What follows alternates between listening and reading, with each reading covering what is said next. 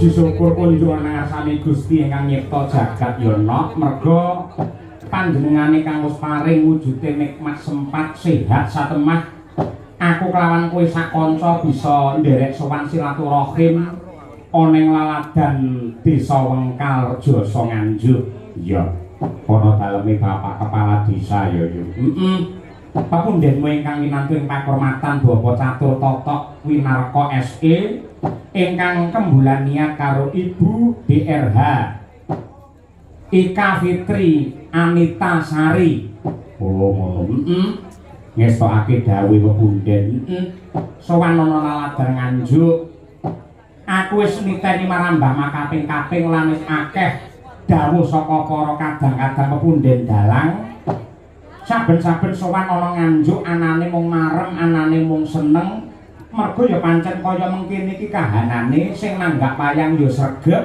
sing mirsani wayang ya mempeng parandene sing bakul ya nganti pirang-pirang kilo kaya mengkono ya sangat eksis ya Mak wayang ana laladan kota angin Nganjuk kene ing atase papane jane ya ora jembar parandine sing kepareng rawuh ndludak nganti semono akehe nganti semono dawane. Iya.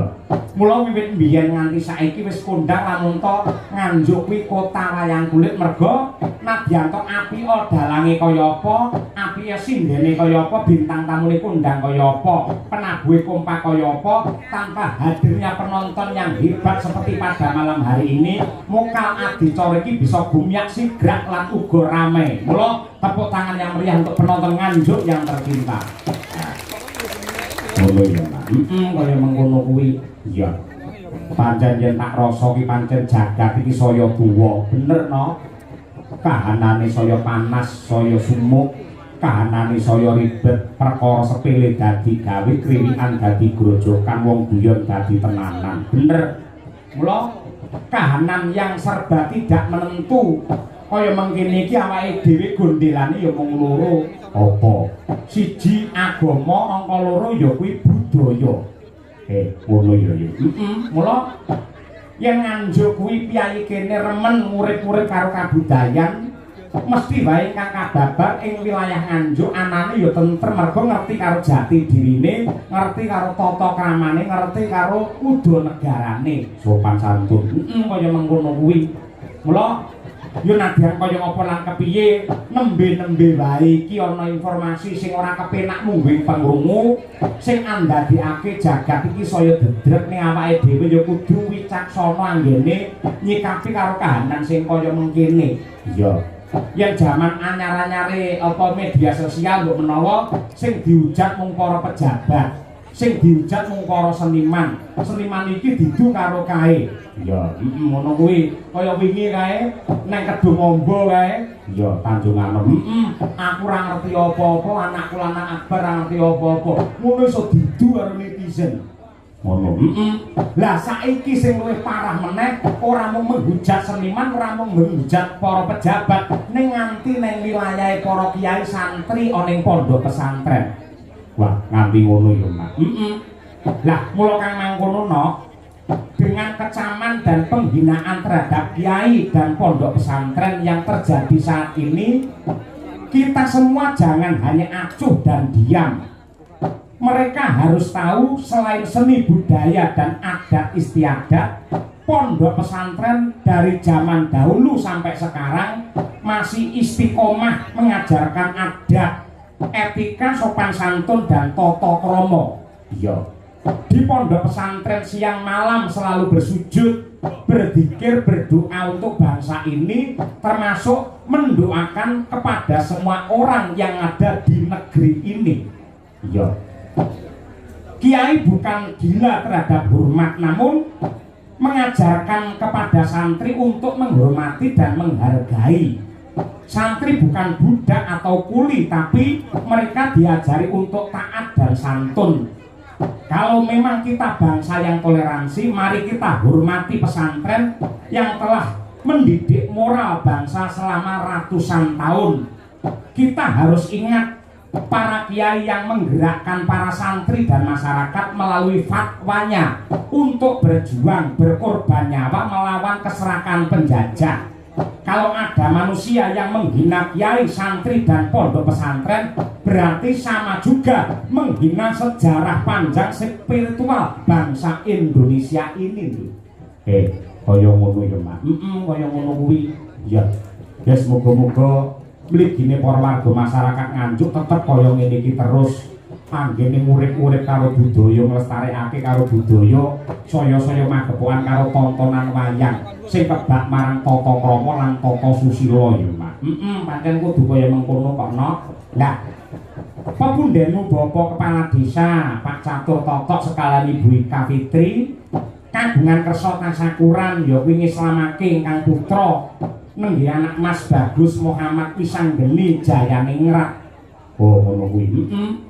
Didongakake disuwunake marang kurbane Gusti Allah, mugi-mugi anak Mas Muhammad Wisanggeni Jayaningrat bener-bener dadi putra ingkang soleh, bekti kelawan Gusti ingkang nyipta jagat, bekti marang Rama Ibu, sungkem marang guru lan uga piguna tumraping keluarga, agama, budaya, nusa lan bangsa, pinaringan kesehatan lahir batin satemah dadi bocah ingkang mulya ora mung donya wae, nganti tekan akhirat uga diparingi kamulyan.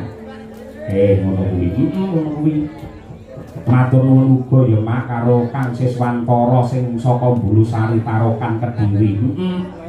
Panjenengane Kang Sis karo Mbak Yuku Nyamini sing nyatane wis akrab, wis apa jeneng manjing dadi dulur karo Pak Lurah Wengkal, satemah sing kepareng telepon karo awake dhewe iki ya Kang Sis kuwi. Iya. Akhire gandeng aku akrab karo Kang Sis wiwit aku isih kuliah mbiyen, saben-saben budal komputer arep mangkat ning Solo, mampire ya ning daleme Kang Sis kuwi wis diopeni apa mestine. Iya. Akhire barang sing ditelepon ki aku lumantar Kang Sis ora Pak Lurah dhewe sing ditelepon, aku ora wani muni piye-piye lho. Iya, upamane sing telepon aku iki Pak Lurah Wengkal dhewe, mongko aku rung tau kenal, mesti tak gawe rega apa mestine. Gandeng Kang Sis sing paring dawuh, mula anane aku ya manut wae ngono kuwi. Ngono ya. Kaya ngono kuwi. Sing jenenge tuna satak bati sanak ngene iki. Iya, ngono ya. Kaya ngono kuwi. Lah, lagune khusus kagem sing dihitamake supaya dadi anak sing becik, ngerti ya karo alamate anak soleh. Ngono kuwi. Sing nentang sapa? Aku tak nyuwun pambiyantu karo Ibu Sukesi Rahayu luwih dhisik. Lah iya. Coba dongakno kudangen Bu Kesi, anak lanang Yogi Muhammad Wisanggeni Jayane Ngrat. Muga-muga dadi bocah sing bener-bener santosa lahir lan batine, lumantar ya ki tembang alamate anak soleh. Monggo Bu Kesi.